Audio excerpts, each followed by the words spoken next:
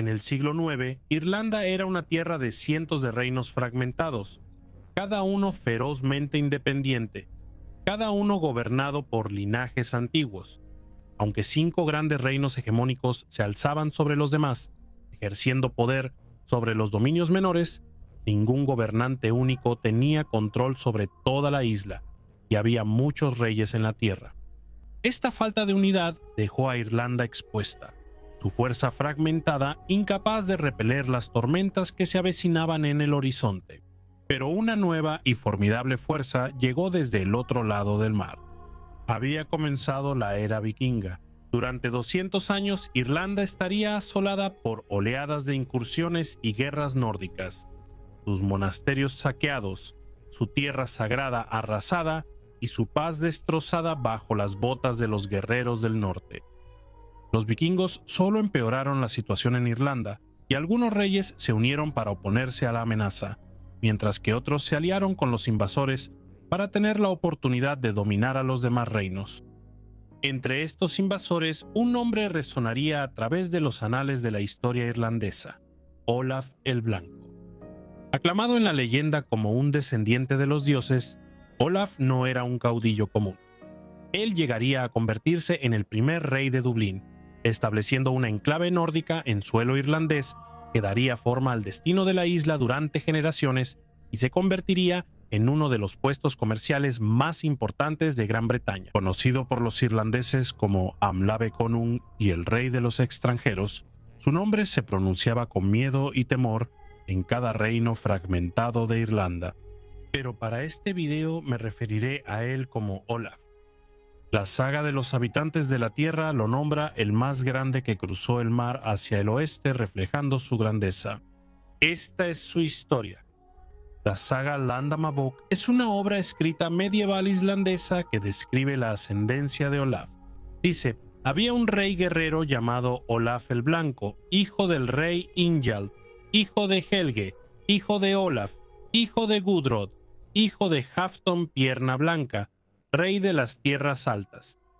Las Tierras Altas es un nombre antiguo para las tierras agrícolas y regiones boscosas al norte de Oslo, en Noruega.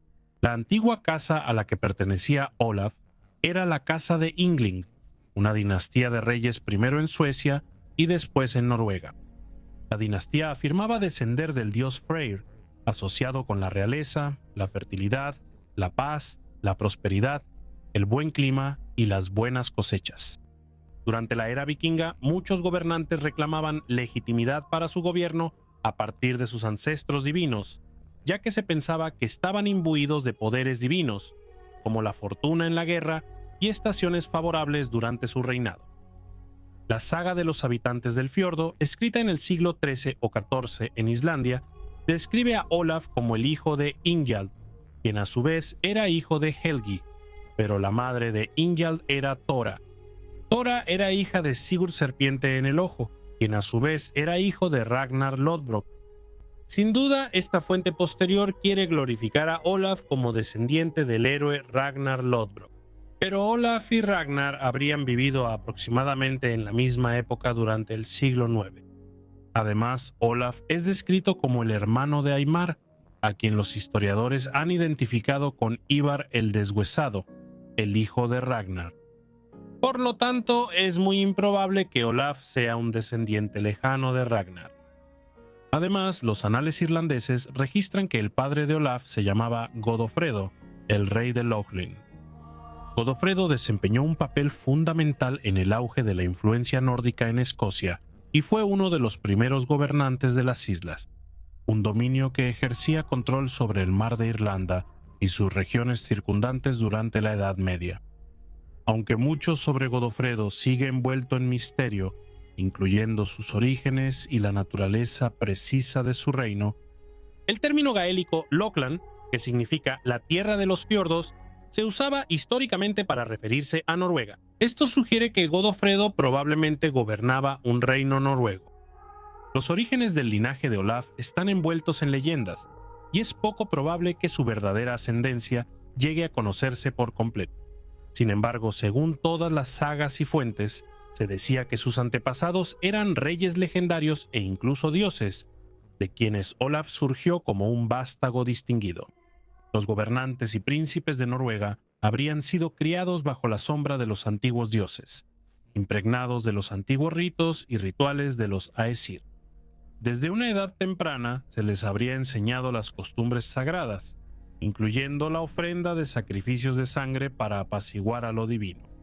Junto con esta educación espiritual, habrían sido entrenados en las artes de la guerra, dominando la lanza, el hacha y la espada. También aprendieron los secretos del dracar nórdico, una maravilla de su época, que les daba una ventaja formidable en el mar. Así nació la temida tradición de salir de expedición vikinga. Esta crianza le habría dado a Olaf lo que necesitaba para después llegar a destacar. No se sabe nada de la infancia de Olaf, pero sus hazañas posteriores fueron atestiguadas.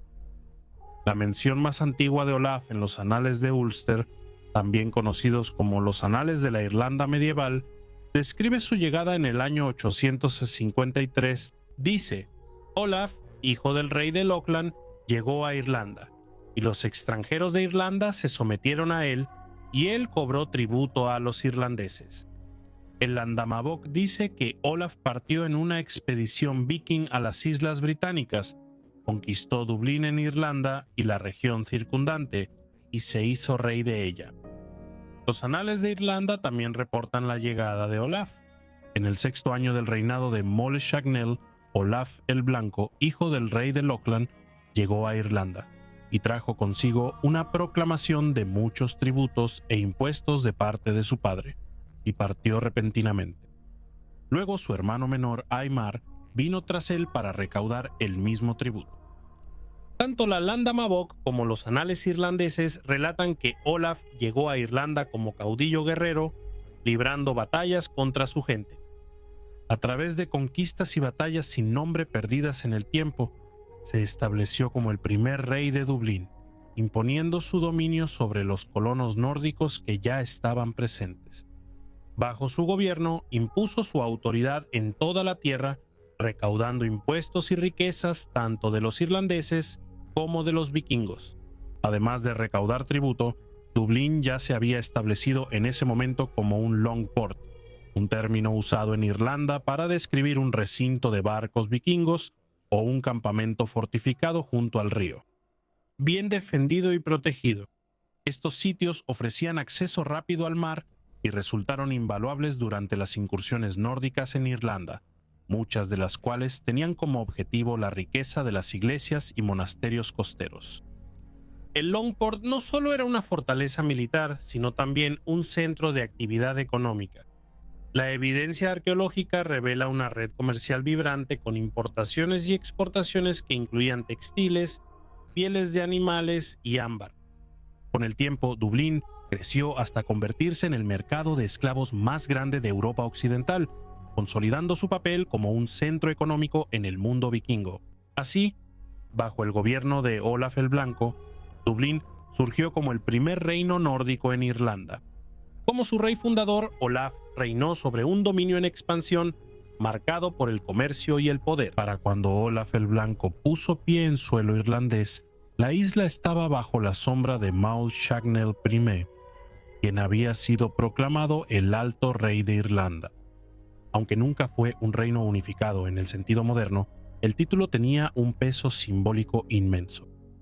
Olaf, un caudillo nórdico ambicioso y astuto, pudo haber dejado Irlanda por un tiempo, pero para el año 857 había regresado y no estaba solo. A su lado estaba su formidable hermano Aimar. Juntos desafiaron al gran rey de Irlanda, el soberano supremo del poderoso Uí Néill del Sur, una línea dinástica que afirmaba descender de Niall. De los 9 rehenes, el semilegendario rey de Tara, de quien se decía que gobernó alrededor de principios del siglo V. Para este momento, Olaf gobernaba desde Dublín, un bastión vikingo cuya ubicación estratégica lo colocaba peligrosamente cerca del dominio de Máel Sechnaill. No es de sorprender que pronto estallara el conflicto. Los anales de Ulster señalan que en el año 856 hubo una gran guerra entre los paganos y Máel Sechnaill. El campo de batalla fue Munster, un reino del sur que el gran rey buscaba someter. Las primeras victorias favorecieron a los nórdicos. Olaf y Aimar derrotaron a Ketil el Hermoso, un líder nórdico irlandés, y aplastaron a sus fuerzas en Munster. Para el año 858, sus alianzas habían crecido. Aimar unió fuerzas con Serval, el rey de Oseri, un reino pequeño pero estratégicamente vital en el sureste. Aunque Serval una vez luchó contra los nórdicos, ahora estaba a su lado en oposición al creciente poder del Alto Rey. Unidos derrotaron a un ejército nórdico-irlandés aliado con el Alto Rey. En el año 859, Olaf, Aimar y Serval avanzaron aún más, saqueando el reino de Meath, que era el asiento ancestral de Mael Sechnaill. En respuesta, el Alto Rey convocó un consejo real. El resultado fue fundamental. Serval, buscando restaurar la paz entre los irlandeses, se separó de los vikingos y una vez más juró lealtad al Alto Rey. Tras perder a Serval, Olaf y Aimar se dirigieron al norte forjando una nueva alianza con Ade Finlay, gran rey del norte de Enel y un acérrimo rival del Alto Rey. Según los anales fragmentarios, Olaf selló el pacto casándose con la hija de Eid Finlay. En los años que siguieron, el vínculo entre los Enel del norte y los vikingos de Dublín se fortaleció, con los Enel del sur como enemigo común y Dublín tan cerca de sus tierras. Los nórdicos se convirtieron en aliados naturales, aunque recelosos de sus pares del norte. En esta compleja red de alianzas y traiciones, el poder real en Irlanda seguía siendo tanto un juego de lealtades cambiantes como una contienda de espadas. En el año 862, Moll Shapnel, el gran rey de los Enel del sur, falleció. Con su muerte, el reino de Meath se dividió entre dos gobernantes menores, Lorican mac Cochill y Concord mac Doncada. Esta fragmentación presentó una oportunidad poco común, y Olaf y Aimar, siempre atentos a cualquier ventaja, se movieron rápidamente para expandir su dominio sobre las debilitadas tierras centrales de Irlanda. Según los anales, Olaf atacó con una precisión implacable. Ahogó al rey Concord mac Doncada en el sitio sagrado de la abadía de Clonard. Una escalofriante demostración de la ambición nórdica que profanaba la santidad irlandesa. Justo cuando Olaf estaba matando a muchos reyes irlandeses, ocurrió un cambio en la estrategia. A mediados de los años 860, Olaf y Aimar dirigieron su atención al otro lado del mar, hacia Gran Bretaña. Sus campañas en Irlanda se detuvieron, y en el año 864, Aimar desaparece por completo de las crónicas irlandesas. Durante 6 años está ausente de los registros, lo que lleva a muchos historiadores a creer que en realidad era el temible Ivar el Deshuesado, el comandante del gran ejército pagano que devastó la Inglaterra anglosajona durante ese tiempo. Con sus enemigos más formidables fuera, los reyes irlandeses nativos aprovecharon el momento para contraatacar. En todo el país, los campamentos navales vikingos, que antes eran bastiones del poder nórdico, fueron atacados y arrasados. Los hombres que dejaron atrás Olaf y Aimar fueron derrotados en batalla, especialmente por los guerreros de Leinster. Incluso un fuerte en Dublín, símbolo del reinado de Olaf, fue destruido. En el año 867, Olaf regresó a Dublín, probablemente atraído por las noticias de estas derrotas. Pero sus problemas estaban lejos de terminar. Al año siguiente, su propio hijo, Carlus, cayó en batalla, asesinado mientras luchaba contra las fuerzas del rey Ad Finlay, quien alguna vez fue aliado de Olaf y ahora era su acérrimo rival. Esto fue un golpe devastador y una victoria rotunda para los Enel del norte de Irlanda, una que resonó en las crónicas irlandesas. Enfurecido, Olaf buscó venganza. Lideró una incursión en Armagh, el corazón espiritual de los Enel del norte y uno de los sitios monásticos más venerados de Irlanda. Fue un ataque no solo de violencia, sino también de simbolismo, un mensaje desafiante grabado con sangre. Para el año 870, las tornas habían cambiado una vez más. Las luchas internas entre los reyes de Leinster debilitaron su determinación y los nórdicos recuperaron su fuerza, con el equilibrio de poder inclinándose a su favor. Olaf volvió a dirigir su mirada al otro lado del mar, listo para reanudar sus incursiones en las costas de Britania. Después de causar estragos en toda Inglaterra, Aimar, mejor conocido en la leyenda como Ivar el Deshuesado, dirigió su mirada hacia el norte. Sus campañas ya habían dejado cicatrices profundas. Había capturado York en el año 866, matado al rey Eler de Northumbria mediante el espantoso ritual del águila de sangre y se había burlado del martirio del rey Edmundo de Anglia Oriental. Ahora, con la mitad de Inglaterra sometida ante él, su ambición se despertó de nuevo. Olaf el Blanco, el rey de Dublín, y su hermano de armas también miraron hacia el norte. Sus ojos se posaron sobre el reino de Strathclyde, una tierra rica tanto en botín como en posibilidades. En el corazón de este reino se encontraba la fortaleza de Dumbarton Rock, también conocida como Al-Clwyd, la antigua sede de un orgulloso reino britónico.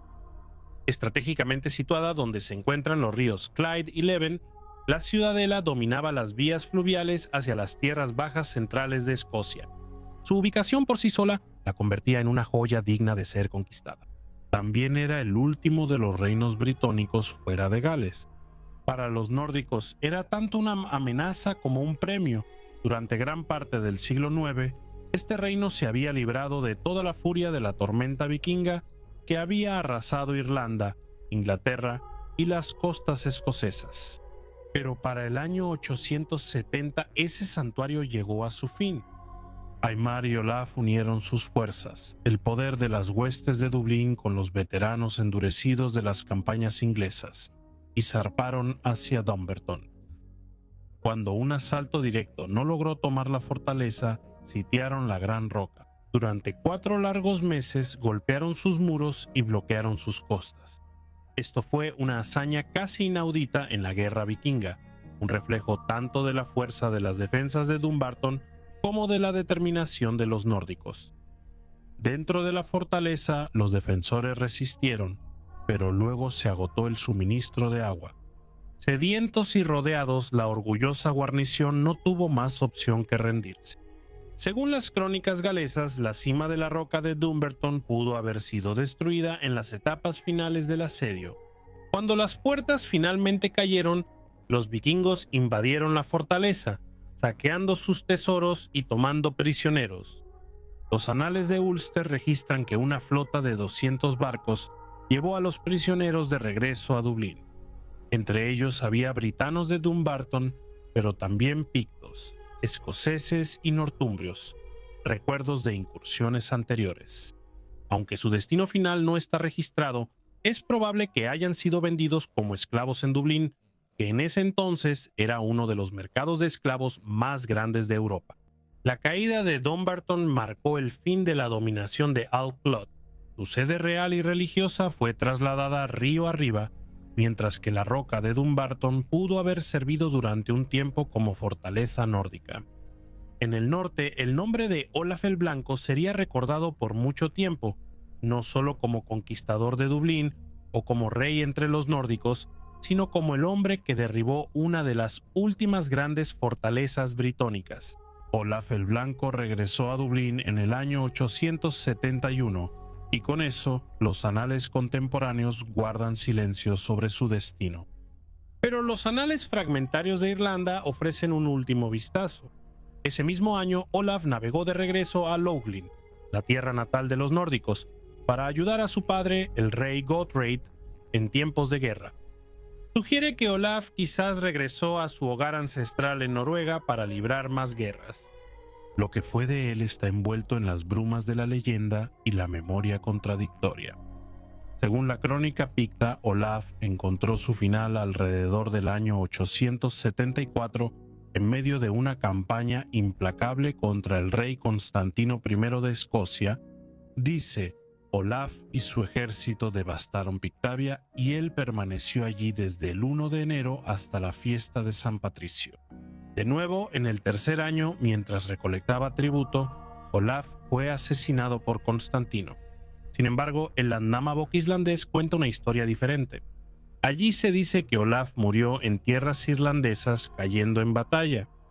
El Landnámabók también registra que Olaf se casó con Aedr la de mente profunda, la hija de Ketil Nariz Chata, el rey nórdico de las islas. Olaf y su esposa tuvieron un hijo llamado Thorstein el Rojo, quien se convertiría en un feroz caudillo por derecho propio, lanzando sus propias campañas para conquistar Escocia en la década de 870. Sin embargo, el legado de Olaf ya estaba sellado. Él fue el primer rey nórdico de Dublín, el fundador de un reino que se convertiría en el dominio vikingo más duradero en Irlanda. Bajo su gobierno, Dublín floreció no solo como un bastión de guerreros, sino también como un centro de comercio y riqueza, una puerta de entrada entre Irlanda y el mundo vikingo más amplio. Él fue más que un rey. Para los nórdicos, él descendía de los dioses, era un asesino de reyes, un destructor de fortalezas y el hombre que conquistó la inexpugnable roca de Dumbarton, y su nombre resonaba tanto en las sagas como en los anales. Después de la muerte de Olaf, su hermano Aimar asumió el trono de Dublín, y fue Aimar quien fundaría una de las dinastías nórdico-gaélicas más poderosas que gobernaron los mares y las costas del mar de Irlanda. Desde Dublín hasta York se sentiría la influencia del rey nórdico. Pero nada de eso, ninguna de las conquistas, nada del legado habría sido posible sin Olaf el Blanco. Sigurd fue uno de los condes más formidables del norte de Inglaterra en el siglo XI. Con el tiempo su vida se convirtió en leyenda, rodeada de relatos míticos sobre sus orígenes. Los cronistas lo describen como un hombre de estatura casi gigantesca, con una fuerza extraordinaria tanto de cuerpo como de mente. Él alcanzó prominencia durante el reinado de Canuto el Grande, hasta convertirse en conde de Northumbria en una época en la que la autoridad real en el norte era difícil de conseguir y se disputaba ferozmente. A más tardar en el año 1033, Sigurd controlaba el sur de Northumbria, lo que hoy es York, gobernando la región en nombre de Canuto. Northumbria era una tierra dura y a menudo sin ley en comparación con el sur de Inglaterra, plagada durante mucho tiempo por venganzas de sangre, rebeliones y familias rivales que gobernaban sus territorios con casi total independencia. Sus peligros se agravaban por una frontera norte volátil, donde constantes incursiones escocesas amenazaban tanto la tierra como a la gente.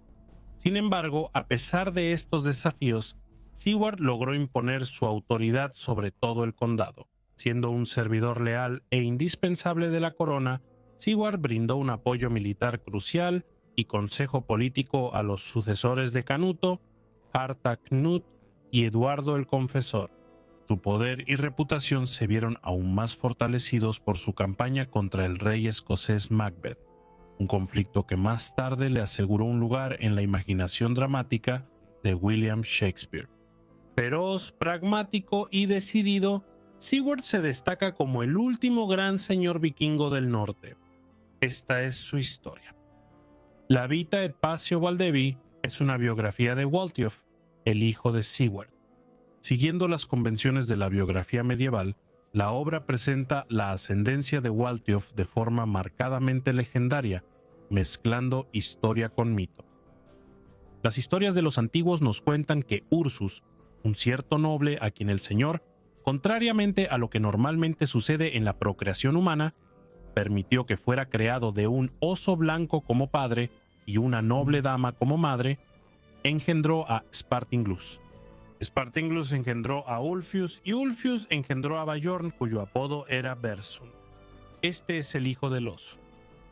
Este Bjorn era de origen danés, un conde distinguido y un soldado famoso.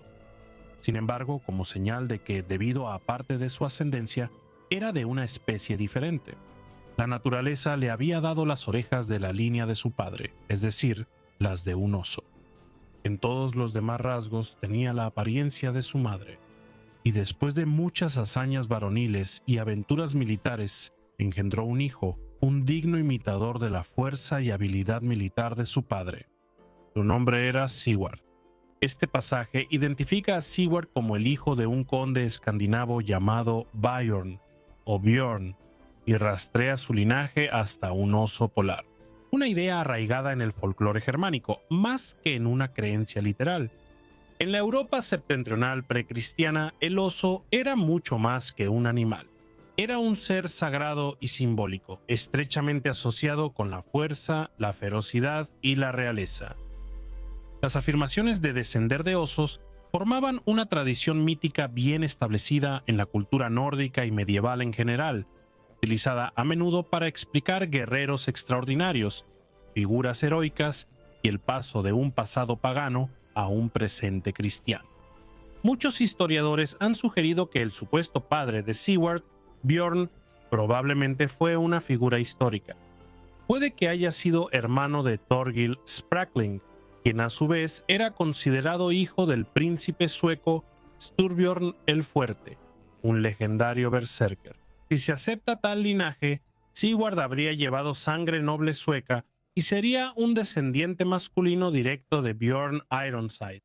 Bajo esta reconstrucción, Sigurd también habría sido primo hermano del conde Ulf de Dinamarca, quien se casó con la hermana de Canuto, Estrid, y fundó la dinastía real que eventualmente sucedió al propio Canuto. La familia Sprakling alcanzó prominencia en Escandinavia durante la vida de Sigurd, y la notable carrera de Sigurd en Inglaterra puede verse como otra expresión más del creciente poder e influencia de esa familia dentro de la política del mundo vikingo. La fecha y las circunstancias exactas de la llegada de Sigurd a Inglaterra siguen siendo desconocidas. La referencia contemporánea más antigua y segura a él aparece en una carta emitida por el rey Canutos en el año 1033 a favor de Elfric Puthoq, el arzobispo de York. Para ese año, Sigurd ya era sin duda un conde, aunque pudo haber obtenido el título antes. Su predecesor, Erik Håkonsson, desaparece de los registros históricos en el año 1023, dejando un silencio de una década durante el cual Sigurd bien pudo haber ascendido al poder. Sin embargo, la Vita Waldevi ofrece un relato mucho más dramático y legendario sobre el ascenso de Sigurd. Según este relato, después de una breve conversación, el rey tomó a Sigurd a su servicio y le prometió el primer alto cargo en el reino que quedara vacante. Sigurd entonces se despidió. Mientras cruzaba un puente cerca del monasterio de Westminster, se encontró con Tosti, el conde de Huntingdon, un danés de nacimiento pero que había caído en desgracia ante la realeza. Cuando Tosti cruzó un puente peatonal, pasó tan cerca que ensució el manto de Sigurd con sus pies embarrados, una ofensa especialmente grave en una época en la que las capas se usaban sueltas, sin cordón ni broche. Aunque la ira lo invadió, Sigurd se contuvo, sin querer matar a un hombre que iba camino al salón del rey. En cambio, permaneció en el puente con sus hombres hasta que Tosti regresó. Entonces Sigurd desenvainó su espada y le cortó la cabeza al conde. Ocultándola bajo su manto, fue directamente con el rey y exigió, de acuerdo con la promesa real, el condado de Huntingdon. El rey, creyendo que era una broma, ya que Tosti acababa de irse, se rió de la petición. Sigurd entonces relató lo que había hecho y, como prueba, arrojó la cabeza cercenada a los pies del rey. Obligado por su palabra, el rey inmediatamente lo proclamó conde de Huntingdon. Poco después, como continúa la Vita, los renovados ataques de los vikingos sumieron al reino en la incertidumbre. El rey consultó a los principales hombres del reino y, al unísono, le confiaron a Sigurd el gobierno de Northumberland, Cumberland y Westmoreland. El rey le otorgó autoridad sobre estas tierras, elevándolo así al mayor condado del norte. Cuando Canuto murió en el año 1035, su reino fue inmediatamente sumido en la incertidumbre, ya que varios pretendientes rivales presentaron sus reclamaciones al trono. Entre ellos estaban sus hijos, Arthur Canute y Harold Harefoot, así como Alfredo Edling, el hijo del antiguo rey anglosajón Ethelred el Indeciso. Aislado en Escandinavia, Harthacnut no pudo evitar que Harold Hereford tomara el poder en Inglaterra. Harold gobernó desde 1035 hasta su muerte en 1040, que ocurrió justo cuando Arthur Canute se preparaba para una invasión. Al llegar poco después, Harthur Canute asumió el trono. En algún momento durante estos años, Siward se casó con Efled, la hija de Ildred II de Bamborough, la nieta de Uhtred el Audaz, quien anteriormente fue el Ealdorman de Northumbria. La crónica anglosajona registra que en el año 1041, Eadwulf, el conde de Bamborough, fue traicionado por el rey Harthacnut. Otras fuentes, incluyendo el Libellus de Exordio, aclaran eso. El acto fue llevado a cabo por el propio Siward, quien atacó y mató a Eadwulf, el hijo de Uhtred el Audaz, y posiblemente rival de Siward por el control de la región. Es probable que Siward haya utilizado el distinguido linaje de su esposa para fortalecer su reclamo al condado de Bamborough. Aunque Harthur Canuto había prometido a Eadwulf un salvoconducto, parece que colaboró en el asesinato. Después de esto, Siward emergió como el conde de toda Northumbria. Este acto provocó una condena generalizada. La crónica anglosajona lo denunció como una traición y calificó al rey de perjuro. Los ingleses estaban acostumbrados a reyes que gobernaban con su consejo, guiados por el consejo de sus principales hombres. Harthur Canute, sin embargo, había gobernado Dinamarca como un autócrata y mostró poca inclinación a cambiar su estilo de gobierno en Inglaterra. Esto se debía a su desconfianza hacia muchos de los condes ingleses. Duplicó el tamaño de la flota inglesa de 16 a 32 barcos, en parte para asegurar su imperio más amplio, y para financiar esto impuso impuestos considerablemente más altos. Estas demandas coincidieron con una mala cosecha, sumiendo a gran parte de la población en penurias. En el año 1041 el descontento estalló cuando 2 recaudadores de impuestos reales fueron asesinados por habitantes de la ciudad que se amotinaron en Worcester y sus alrededores. Harthacnut respondió con una medida brutal y profundamente impopular. Ordenó a sus condes que realizaran una devastación, quemando la ciudad y masacrando a sus habitantes. Siward fue convocado y participó en la represalia. Harthacnut sobrevivió solo un año más. En el año 1042 murió repentinamente en un banquete de bodas, supuestamente envenenado. Su muerte puso fin al dominio danés en Inglaterra y su medio hermano Eduardo el Confesor ascendió al trono sin oposición. Las relaciones entre Siward y el rey Eduardo parecen haber sido cordiales y de apoyo mutuo. De hecho, Siward parece haber estado entre los aliados más poderosos y confiables del rey. En el año 1043, Siward se unió al conde Godwin de Wessex y a Leofric de Mercia para marchar junto al rey Eduardo contra su propia madre, la reina Emma. La campaña permitió a Eduardo despojar a la reina de su enorme tesoro, una riqueza acumulada durante el reinado de Canuto, que Emma había protegido celosamente, ya que durante mucho tiempo había favorecido a su otro hijo, Harthacnut. Mientras que el propio Eduardo había pasado unos 25 años exiliado en Normandía. Siward apoyó firmemente la decisión del rey, viendo la transferencia de este tesoro como una base tanto simbólica como práctica para el nuevo reinado y la estabilidad del reino. Las tensiones resurgieron dramáticamente en el año 1051, cuando Godwin, el conde de Wessex y el hombre más poderoso de Inglaterra, se rebeló contra Eduardo el Confesor. Habiendo tenido un desacuerdo con el rey, a pesar de ser su suegro, Godwin marchó hacia Londres al frente de sus fuerzas. Consciente de que su propia base de poder no podría resistir la fuerza de Wessex y la formidable familia de Godwin, Eduardo convocó a sus leales condes Siward y Leofric, quienes movilizaron sus ejércitos y avanzaron hacia el sur en apoyo de la corona. La crónica anglosajona registra que Siward se vio obligado a llamar refuerzos adicionales y que el rey finalmente prevaleció. Godwin fue obligado a exiliarse temporalmente. Pero incluso en el destierro, Godwin seguía siendo una amenaza grave. El apoyo continuo y decidido de Siward y Leofric resultó esencial para la seguridad de Eduardo. Pero la opinión pública pronto comenzó a cambiar. A medida que se conocieron las circunstancias más amplias del exilio de Godwin, la simpatía hacia él creció. Eduardo se había negado a castigar a sus asociados normandos por el asesinato de habitantes de Dover, negándose a llevarlos ante la justicia. Godwin, cuyo condado incluía Dover, había defendido a sus habitantes y se negó a actuar en su contra. Eduardo entonces acusó a Godwin de ser responsable de la muerte anterior de su hermano, Alfredo Edling, lo que resultó en que el conflicto escalara a una rebelión abierta.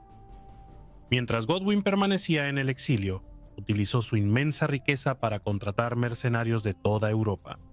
En el año 1052 regresó a Inglaterra al mando de una fuerza formidable, y los hombres de Wessex se levantaron en apoyo de su señor desposeído. Ante una rebelión renovada y un enemigo fortalecido por la superioridad numérica y el apoyo popular, Siward y Leofric se negaron a unirse a la causa del rey Eduardo. Privado de su apoyo, el rey tuvo poca opción más que ceder, y Godwin fue restaurado en su condado de Wessex. Los anales de Lindisfarne y Durham, redactados a principios del siglo XII, consignan para el año 1046 que el conde Siward, con un gran ejército, entró en Escocia y expulsó al rey Macbeth poniendo a otro en su lugar. Pero después de su partida, Macbeth recuperó su reino. Esta breve mención presagia la campaña por la que Siward se haría más famoso más adelante.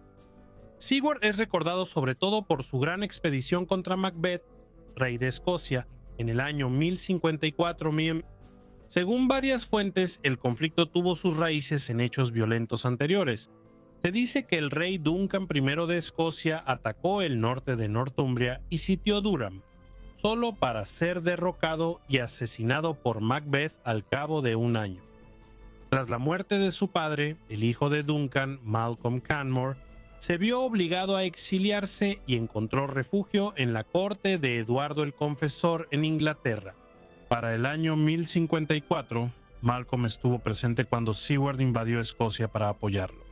Durante esta campaña se libró una gran batalla, recordada en las fuentes como la Batalla de los Siete Durmientes.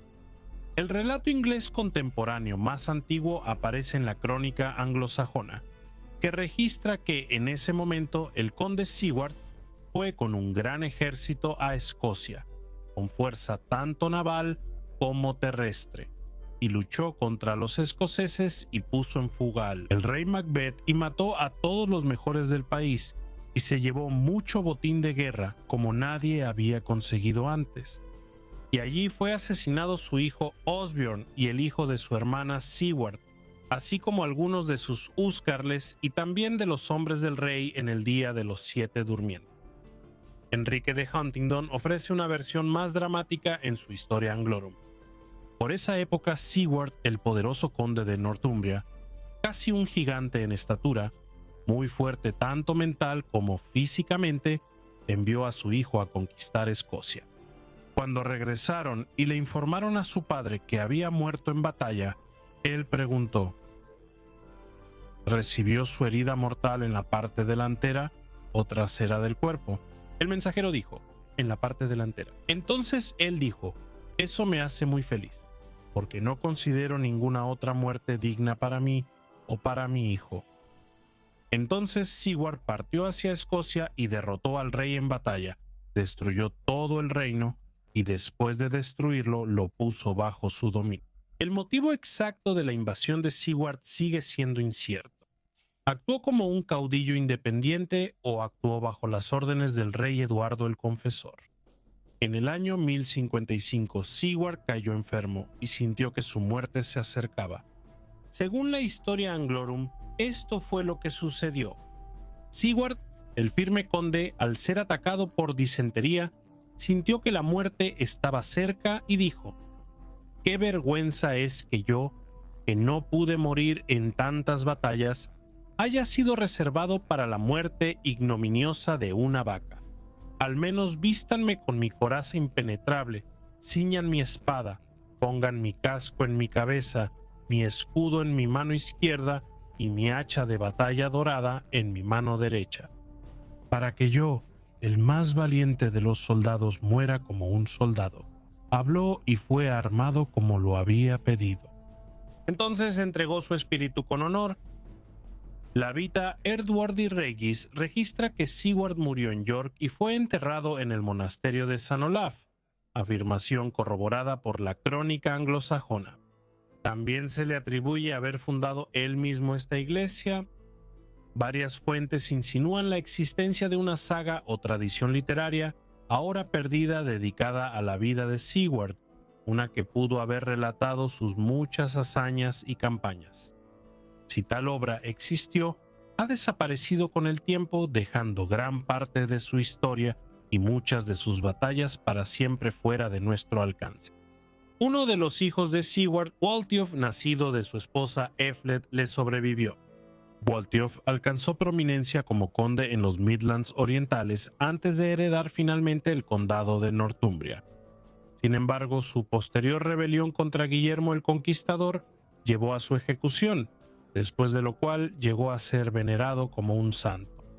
A través de la hija de Waltheof, quien se casó con David I, rey de los escoceses, Sigurd pasó a formar parte del linaje de los reyes de Escocia y con el tiempo de los posteriores monarcas de Gran Bretaña.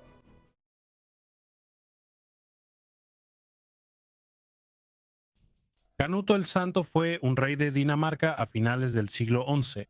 Un gobernante ambicioso buscó fortalecer la monarquía danesa y restaurar el imperio del Mar del Norte que una vez forjó su tío abuelo, Canuto el Grande.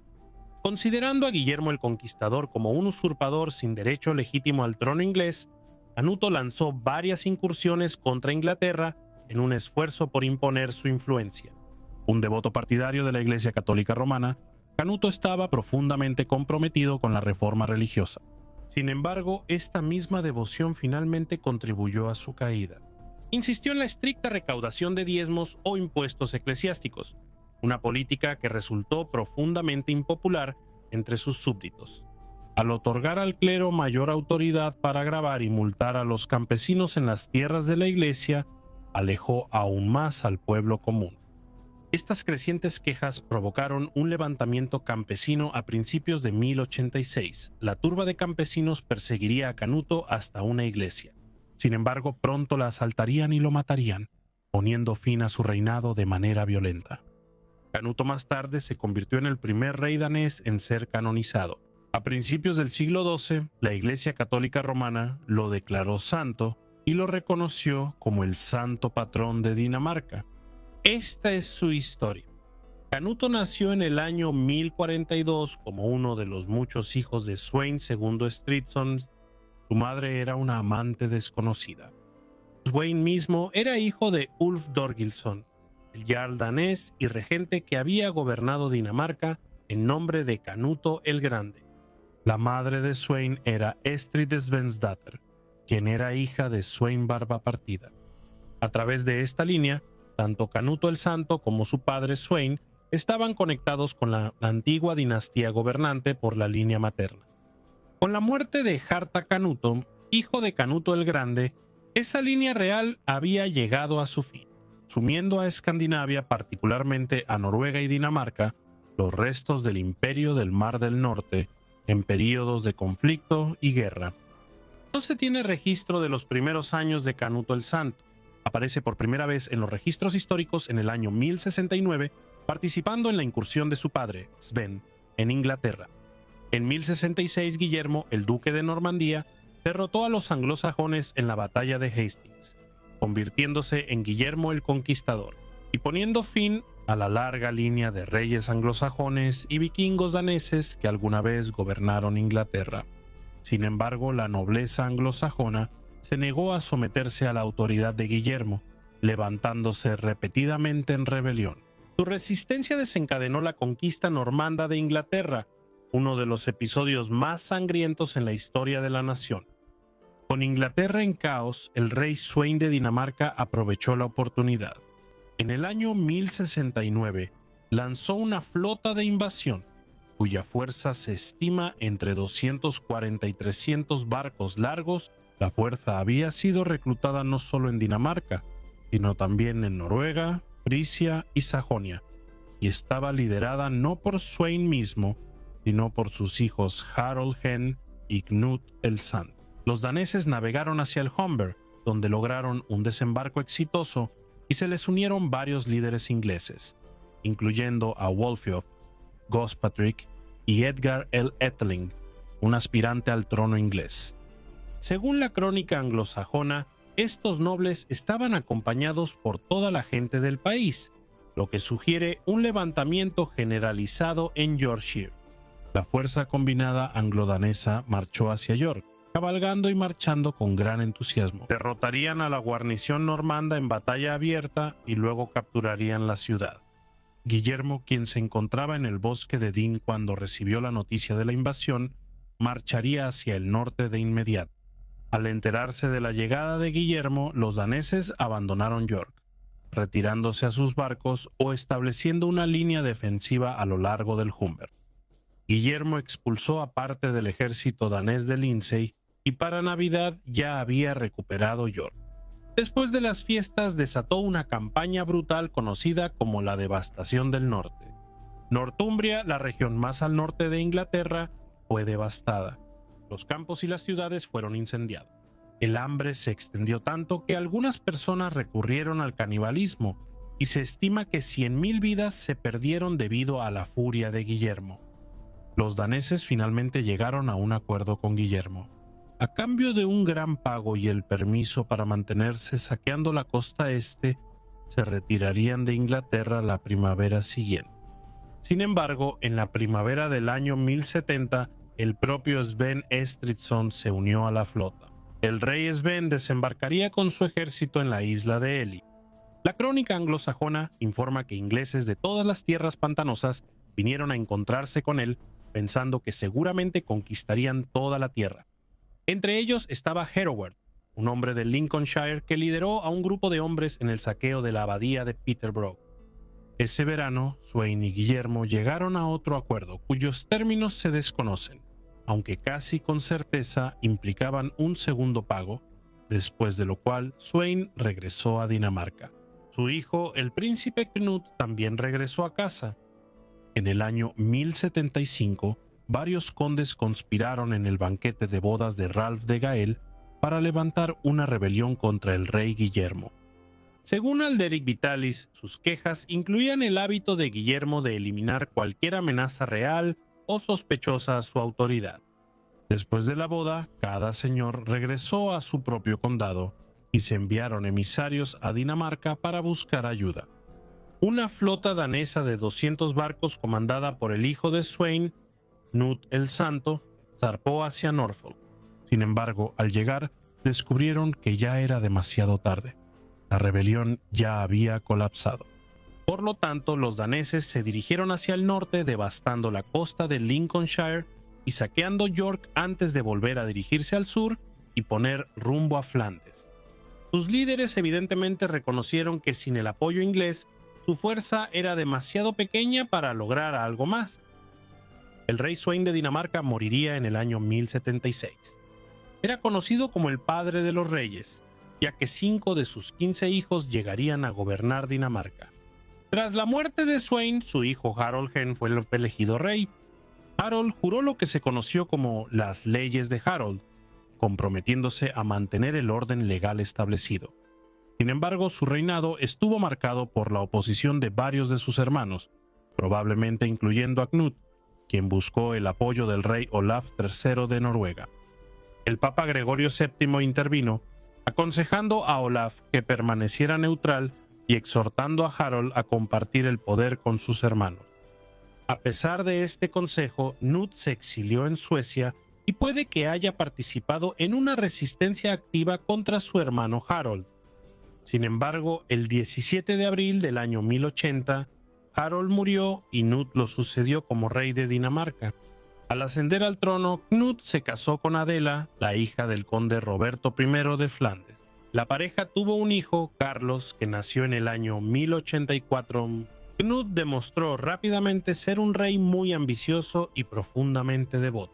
Fortaleció la autoridad de la Iglesia en Dinamarca y otorgó generosas donaciones a las instituciones eclesiásticas, reforzando su reputación como un defensor de la fe. Su determinación de reforzar la recaudación de diezmos reflejaba aún más su compromiso de elevar a la Iglesia, una institución que, a cambio, se convirtió en un poderoso aliado para fortalecer su propia autoridad. En mayo del año 1085, Knut emitió una carta de donación a la aún inconclusa Catedral de Lund, otorgándole extensas tierras. Al mismo tiempo, fundó la Escuela Catedralicia de Lund. Gran parte de la tierra que donó había pasado a su poder como pago por indultar a forajidos. Al clero de Lund se le concedieron derechos ampliados sobre estas propiedades, incluyendo la autoridad para cobrar impuestos y multar a los campesinos locales. Sin embargo, Knut conservó sus prerrogativas reales, el poder de perdonar a los forajidos, imponer multas a quienes no respondieran a su llamado a la guerra y exigir transporte para su séquito. Su reinado se caracterizó por esfuerzos enérgicos para consolidar el poder real en Dinamarca, restringiendo a la nobleza y obligándola a acatar la ley. Emitió decretos reclamando la propiedad de tierras comunales, los bienes de los naufragios y las propiedades de extranjeros o de aquellos sin herederos. También promulgó protecciones para los esclavos liberados, los clérigos extranjeros y los comerciantes visitantes. Sin embargo, estas medidas provocaron resentimiento entre sus súbditos, quienes no estaban acostumbrados a que un rey ejerciera poderes tan amplios o interviniera de manera tan directa en sus asuntos cotidianos. Sin embargo, las ambiciones de Knut no eran puramente internas. Como sobrino nieto de Knut el Grande, quien había gobernado Inglaterra, Dinamarca y Noruega hasta el año 1035, Knut el Santo creía que la corona de Inglaterra le pertenecía por derecho y consideraba a Guillermo el Conquistador como un usurpador. En el año 1085, apoyado por su suegro el conde Roberto de Flandes y por el rey Olaf III de Noruega Knut, se preparó para invadir Inglaterra. Guillermo, sin embargo, era un rey y guerrero experimentado. Los rumores de la invasión planeada pronto le llegaron y se preparó para defender su reino. La crónica anglosajona registra: este año se decía y se informaba como cierto que Canuto, el rey de Dinamarca, hijo del rey Sweyn, venía aquí, y que tenía la intención de conquistar esta tierra con la ayuda de Roberto, el conde de Flandes, cuya hija había desposado. Cuando el rey Guillermo, que entonces estaba en Normandía, escuchó esto, se apresuró a venir a Inglaterra con un gran ejército, uno que nunca antes se había visto en esta tierra. La gente se preguntaba cómo el país podría alimentarlos a todos, pero el rey repartió a sus soldados entre sus súbditos por toda la nación, y ellos los mantuvieron, cada hombre según la tierra que poseía. Y la gente sufrió mucho ese año, porque el rey ordenó que el campo cerca del mar fuera devastado, para que si sus enemigos desembarcaban, no encontraran nada que saquear. Con Guillermo completamente preparado para la invasión amenazada, y con las regiones costeras de Inglaterra despojadas de cualquier cosa que valiera la pena saquear, Canuto enfrentaría una inmensa dificultad para desembarcar a sus fuerzas. Guillermo comandaba un vasto ejército que, según la crónica anglosajona, era el más grande que Inglaterra había reunido jamás. Sin embargo, el ejército danés estaba compuesto en su mayoría por campesinos que necesitaban regresar a casa para la cosecha. Cansados de la larga espera, eligieron al hermano de Canuto, Olaf, para presentar sus quejas. Esto despertó las sospechas de Canuto y mandó a arrestar a su hermano Olaf y enviarlo a Flandes. Al mismo tiempo, Canuto estaba preocupado por la amenaza inminente que representaba Enrique IV, el emperador del Sacro Imperio Romano Germánico, con quien tanto Dinamarca como Flandes mantenían relaciones tensas. Temiendo un ataque de Enrique, Canuto dudó y pospuso la campaña en Inglaterra. Con el paso de las semanas, los guerreros regresaron a casa para atender sus campos, y la que alguna vez fue una flota formidable nunca zarpó. Antes de que la flota pudiera ser convocada de nuevo, un levantamiento campesino estalló a principios de 1086 en la región donde residía Canuto. Muchos campesinos se habían vuelto resentidos por los altos impuestos que impuso, y muchos más estaban enfurecidos por las multas impuestas a quienes habían abandonado su ejército para salvar sus cosechas. A sus ojos solo tenían dos opciones: castigo por parte del rey o hambre para sus familias. Obligado a huir, Knut se retiró a Odense, la ciudad más grande de la isla de Fionia. Él y sus hombres leales buscaron refugio dentro de la iglesia de madera del Priorato de San Albano, pero los rebeldes pronto irrumpieron en el santuario y estalló una lucha brutal. Según la leyenda, Knut recibió los sacramentos de la reconciliación y la Sagrada Comunión y perdonó a sus enemigos antes de que ellos lograran entrar.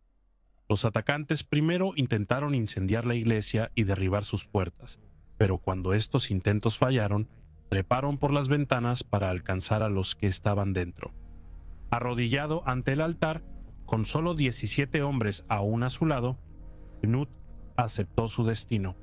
Fue defendido por sus hombres y por su hermano Benedicto hasta el final. El rey fue abatido por una lanza que le atravesó el costado o el abdomen, poniendo fin a su reinado.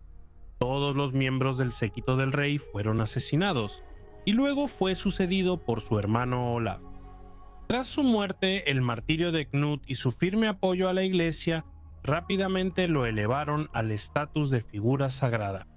Durante el reinado de Olaf, Dinamarca sufrió una devastadora pérdida de cosechas, que muchos creían era un castigo divino por el asesinato sacrílego del rey.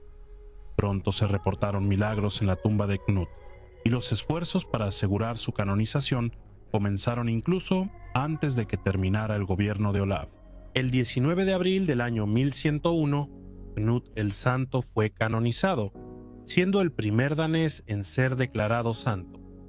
A lo largo de los siglos, el reinado de Knut ha sido interpretado de diversas maneras. Para algunos fue un gobernante duro y violento que oprimió a su pueblo. Para otros, fue un rey estricto pero justo, profundamente devoto de la Iglesia Católica Romana e inquebrantable en su búsqueda de la rectitud, incluso a costa de su propia vida. Me gustaría agradecer enormemente a todos mis miembros. Su contribución es valiosa para la continuación del canal y les agradezco enormemente a todos. Un agradecimiento especial a John Seitz. Espero que todos hayan disfrutado el video. Si fue así, asegúrense de darle me gusta, suscribirse y compartir, y los veré la próxima semana para otra entrega de History Prophets.